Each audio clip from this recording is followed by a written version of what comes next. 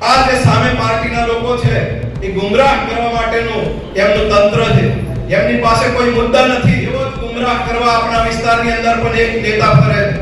સમાજનું નામ લઈને, સમાજની વાત કરીને અસભ્ય છે ચૈતર વસાવા, જેને આપણા નેતાઓ છેતર વસાવા કહે છે, એને આપણે પૂછવા માંગીએ છીએ કે તમે 4/8/22 ના પરિપત્રને સમર્થન કરો છો તો કેમ?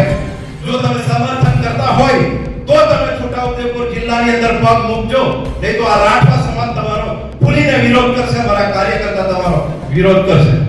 આ પ્રકારની આ જે સામે પાર્ટીના લોકો છે એ ગુમરાહ કરવા માટેનું એમનું તંત્ર છે. એમની પાસે કોઈ મુદ્દા નથી એટલે સમાજના નામે ગુમરાહ કરે કે કોઈ ખોટી બાબતને લઈને ગુમરાહ કરે. લોકસભાના ઇલેક્શનની અંદર કે ભાઈ નરેન્દ્ર મોદી સાહેબને 400 સીટો આવશે તો એ સંવિધાન બદલી નાખશે.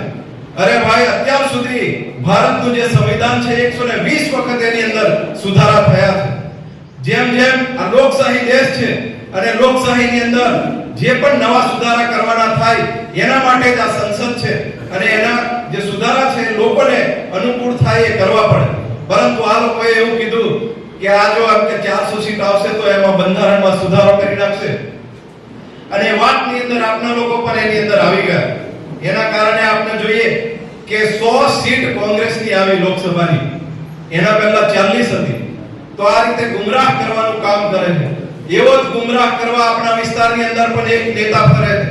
સમાજનું નામ લઈને, સમાજની વાત કરીને કરે છે. પરંતુ હું તમને કહેવા માંગુ છું કે જ્યારે સમાજની વાત હોય તો આપના રામસિંહભાઈ રાઠવા સાહેબ હોય કે નારાયણભાઈ રાઠવા સાહેબ હોય, એ બંને વિપક્ષની અંદર હતા.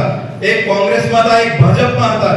પરંતુ રાઠવા સમાજને જ્યારે સમાજનો પ્રશ્ન આવ્યો તો એક મંચ ઉપર આપના નેતાઓ તે વખતે આવેલા.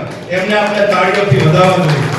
એટલે એવા બહારથી કોઈ આવેલા નેતા આ સમાજને ગુમરાહ કરવા માટે, આ જિલ્લાને ગુમરાહ કરવા માટે આવતા હોય તો એમને આપણે કહેવાનું છે કે રાઠવા સમાજનો જે 4/8/22 નો પરિપત્ર થયો હતો, એ 4/8/22 ના પરિપત્રનો એ જે ધારાસભ્ય છે ચૈતર વસાવા, જેને આપણા નેતાઓ છેતર વસાવા કહે છે, એને આપણે પૂછવા માંગીએ છીએ કે તમે 4/8/22 ના પરિપત્રને સમર્થન કરો છો તો કેમ?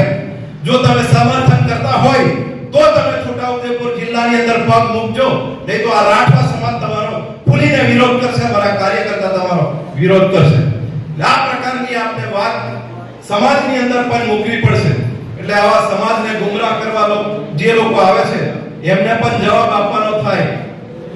જ્યારે પણ સમાજનો પ્રશ્ન હશે ત્યારે કોઈ પણ પોતાની પાર્ટી છોડીને આ રાઠવા સમાજના નેતાઓ, આગેવાનો બધા જ ભેગા થઈ ગયા હતા. તો આ પ્રકારે સમાજની અંદર, ગામની અંદર સક્રિય સભ્ય તરીકે આપણે આપના જે વિચાર છે, આપની પાર્ટી છે, એની વાત મૂકવી પડશે.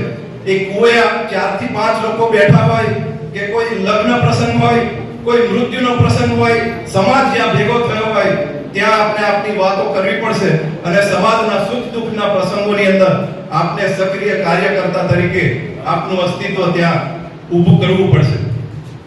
એટલે સમાજ સાથે પણ આપણે જોડાઈને રહીએ.